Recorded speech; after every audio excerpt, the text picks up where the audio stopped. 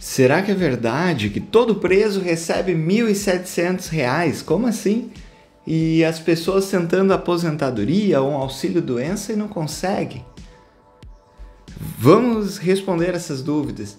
E mais, e aí qualquer preso não precisa contribuir, não precisa...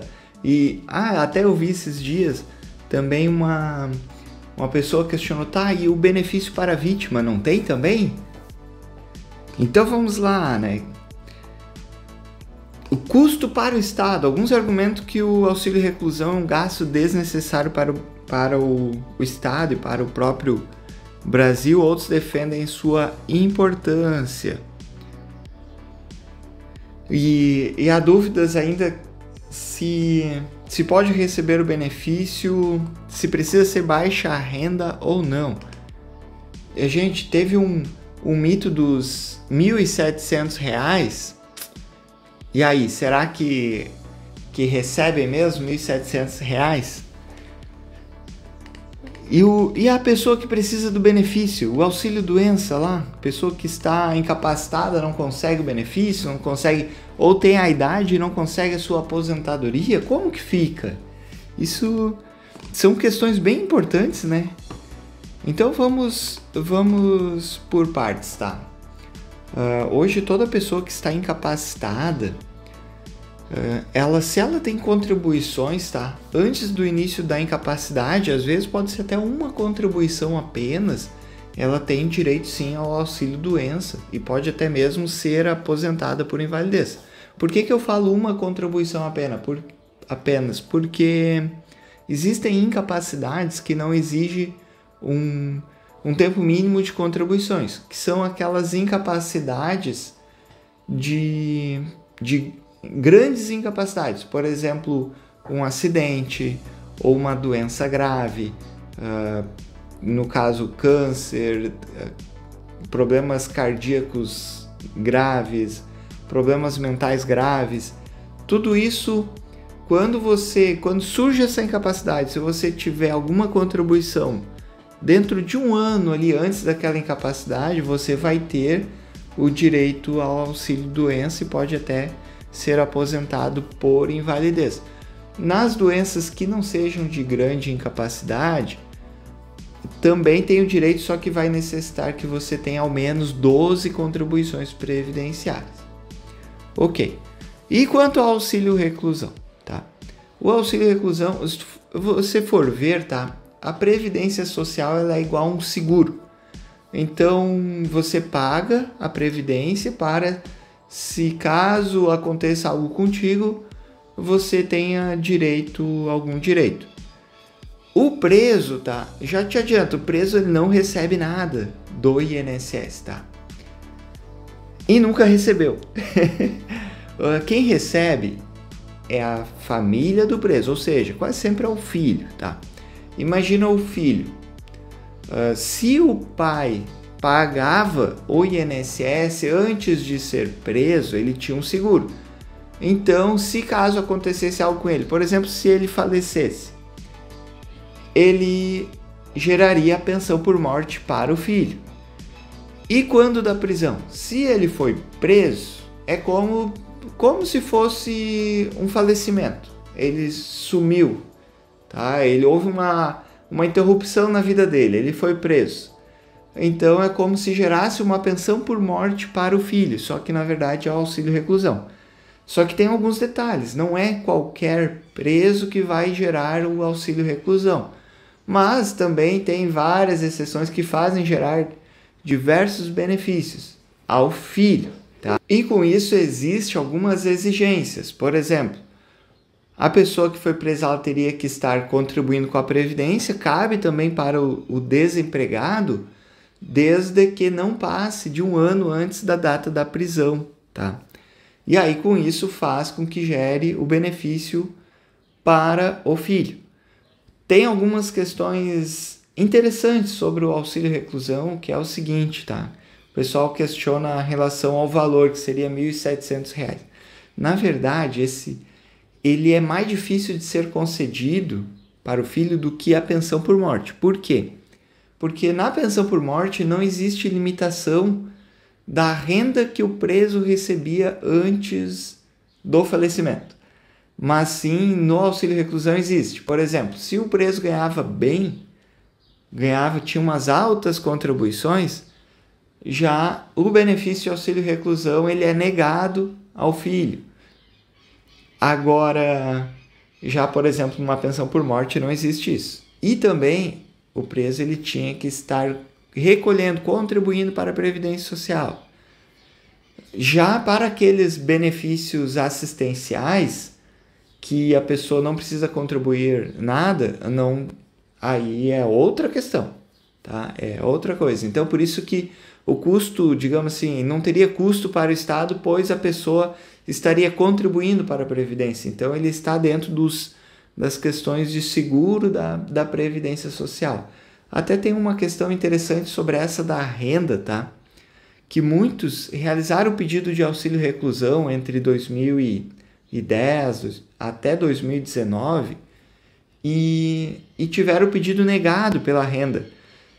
Hoje existe uma ação civil pública que foi iniciada e ela determinou que revise todos os pedidos de auxílio reclusão para pagar quem teve negado pela renda. Então, se a pessoa estava desempregado quando da reclusão, antes de ser preso ali, mas se ele, vamos dizer, o recluso estava contribuindo com a Previdência, ficou desempregado, foi preso, tinha renda alta, foi negado o auxílio reclusão, pode ser revisto ali para ser concedido o benefício ao filho. É um mesmo tipo de ação que reconheceu o direito à revisão dos aposentados, que tinham se aposentado entre 1994 e 97, que foi pago há pouco tempo atrás agora pelo INSS. No entanto, agora já passou essa revisão da aposentadoria, já acabou o prazo, mas o pessoal recebeu os aumentos de aposentadoria. Isso era uma revisão bem antiga chamada IRSM. Então, eu estou comparando uma forma bem simples, mas seria hoje tem uma revisão similar também ao benefício de auxílio reclusão, podendo reaver alguns pedidos que foram negados lá atrás para ser pago aos seus dependentes. Outra dúvida, qual o valor do benefício de auxílio reclusão? É 1.700? Depende, tá? Depende quando? Prisões anteriores a 2019 é feita a média das contribuições que o recluso tinha para pagar o benefício. Prisões após 2019, o benefício é no valor de um salário mínimo, tá? Então tem essas diferenças. E em relação aos R$ 1.700, não tem nada a ver, tá? R$ 1.700 era uma limitação de renda que o recluso poderia ter para ser concedido o benefício de auxílio reclusão. Então não tinha nada a ver uma coisa com a outra. Só que, lógico, isso gera muitas repercussões e tudo mais, né? E em relação, existe um benefício para a vítima? Realmente não existe. A não ser quando, vamos dizer assim, são situações realmente polêmicas, né? Hoje eu estou contando tudo, porque afinal de contas, eu trabalho toda a parte de INSS, tá? Toda a parte de pedidos de INSS, eu sou advogado desde 2013, então como a minha atuação é exclusivamente de INSS, a gente no escritório atua com toda a parte de benefícios ligados ao INSS. Então já passou todos os tipos de benefício, aposentadoria, auxílio-doença, pensões por morte, auxílio reclusão, diversos benefícios. Para a vítima, tá? Quando ela vamos dizer assim, teve um caso que foi truculento, que ela ficou incapacitada, ou ainda que seja temporariamente, a vítima sim, ela vai ter direito a um auxílio-doença, por exemplo, desde que ela também contribua. Agora, específico, assim, relacionado a um crime, não tem, tá?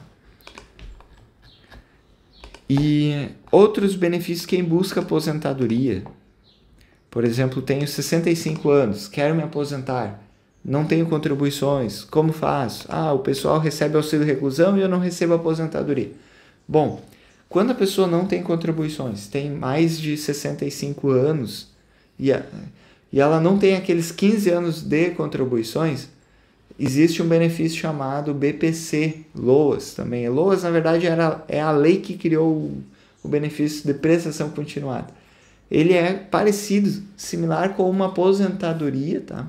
Onde você recebe o valor de um salário mínimo mensal todos os meses, desde que você não tenha renda e também não receba outro benefício. Então, se você, por exemplo, recebe uma pensão por morte, você não tem direito a esse benefício de prestação continuada. E esse benefício ele é bem interessante porque ele cabe tanto para o idoso acima de 65 anos, homem ou mulher, ou também para quem tem uma deficiência. Tá? Então, se você está incapacitado, ele cabe até mesmo para crianças que têm alguma deficiência e que não recebem nada da Previdência, pode estar requerendo esse benefício de prestação continuada. Então, ele é bem interessante, é um salário mínimo todos os meses, ele não tem 13º e também, se caso falece, não passa para ninguém. Aí você pode me perguntar, tá, e a mulher que tem 62 anos de idade, não se aposenta com 62? Se aposenta, desde que você tenha os 15 anos de contribuições. Se você não tiver, aí com 65 existe esse benefício de prestação continuada.